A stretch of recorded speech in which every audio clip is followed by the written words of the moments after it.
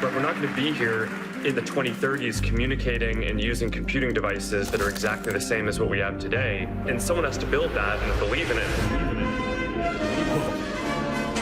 Meta invented a damn time machine.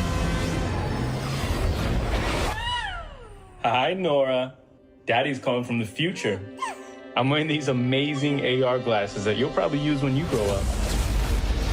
Over the next 10 years, the form factor is just going to keep on getting smaller and smaller, and eventually we're going to have what looks like normal-looking glasses. You're looking at the culmination of decades of breakthrough inventions in nearly every field of computing. It's one of the hardest challenges the tech industry's ever attempted. See, Orion is a time machine. It'll let Meta live in the future as they build the next generation of AR experiences. Now let me nerd out for a second, because this is a technological marvel. The display isn't made of glass. It's made of silicon carbide, which delivers an unprecedented 70-degree field of view. That means Meta engineers figured out how to bend light beams in ways it does not like to bend. The frames are made of magnesium, just like an F1 car, because it's light and radiates away heat. I mean, you can't just put a fan in glasses. Orion cools itself by glowing. It uses the same materials NASA uses to cool satellites in space.